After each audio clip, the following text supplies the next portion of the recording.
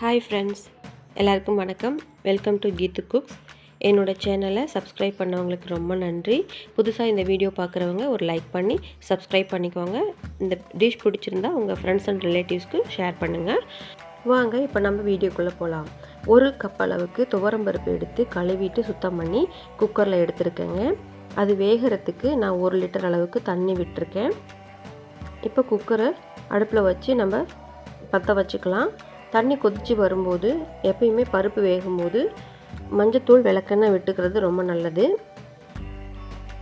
இப்போது ஒரு 1/2 டீஸ்பூன் அளவுக்கு நான் மஞ்சத்தூள் போட்டுக்கிறேன். கூடவே 2 ஸ்பூன் அளவுக்கு விளக்கெண்ணையும் விட்டுக்கிறேன். ஒரு 10 வெந்தயத்தையும் சேர்த்துக்கலாங்க. எப்பயுமே பருப்பு வேகும்போது வெந்தயம் சேர்த்துக்கிட்டிங்கன்னா டேஸ்ட்டு சூப்பராக இருக்கும். ஒரு 10 பல் உரித்த பூண்டு, 2 பச்சை மிளகாய் முழுசாக போட்டுக்கலாம். 2 தக்காளி கட் பண்ணி சேர்த்துக்கலாம். இதெல்லாம் சேர்த்து ஒரு கிளறி விட்டு மூடி போட்டு விசில் விட்டுக்கலாம். ஒரு 3 விசில்லையே நல்லா பருப்பு வெந்து வந்துடும். இப்போ தம் இறங்கிடுச்சு. பருப்பு நல்லா வெந்து வந்திருக்குங்க. கரெக்டான அளவு தண்ணியும் கலந்து வந்திருக்கு. வடிக்கிற அளவுக்கு தண்ணி மீதி ஆகலை. இப்போது மத்து வச்சு நல்லா கடைஞ்சி எடுத்துக்கலாம். இப்போ இந்த பருப்பில் நாம் சுத்தம் பண்ணி எடுத்து வச்சுருந்த 1 கப் அளவு முருங்கைக்கீரையும் சேர்த்துக்கலாங்க. மற்ற எல்லா கீரையும் பருப்பில் போட்டு கடைஞ்சி சாப்பிட்றத விட இந்த முருங்கைக்கீரையோட டேஸ்ட்டு சூப்பராக இருக்கும். நீங்கள் ஒரு தடவை ட்ரை பண்ணி பாருங்கள். இப்போது முருங்கைக்கீரையை போட்டு நல்லா கலக்கி விட்டுட்டு காரத்துக்கு 1 ஸ்பூன் அளவுக்கு மிளகாத்தூள் அல்லது சாம்பார் தூள் 2ல் எது வேணாலும் சேர்த்துக்கலாம். இந்த டிஷ்ஷுக்கு தேவையான அளவு உப்பு சேர்த்து கலக்கி விட்டுட்டு ஒரே ஒரு கொதி விட்டு இறக்கிக்கலாம். இது ரொம்ப நேரம் வேகணும் அப்படிங்கிறது இல்லை, சத்தும் போயிடும். ஸோ குயிக்காக வேலை முடிஞ்சிடும். இப்போ இதுக்கு நம்ம தாளிப்பு மட்டும் செய்திடலாங்க.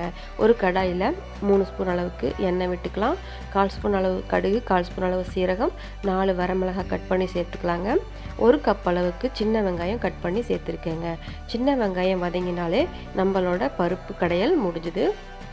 இப்போ இதோட 2 பிஞ்ச் அளவுக்கு பெருங்காயத்தூளும் சேர்த்துக்கலாங்க. நல்லா வதக்கி விட்டுடலாம். இப்போது நல்லா வெங்காயம் வதங்கி வந்தாச்சு. நம்ம கடைஞ்சி எடுத்து வச்சுருந்த முருங்கைக்கீரை பருப்பை இந்த தாளிப்போடு சேர்த்துக்கலாங்க. தாளிப்போடு சேர்த்து நல்லா ஒரு கொதி வரட்டும். உப்பு டேஸ்ட்டு காரம் டேஸ்ட்டு பார்த்துக்கலாம். தேவைப்பட்டால் ஆட் பண்ணிக்கலாம், இல்லைனா ஸ்கிப் பண்ணிக்கலாங்க.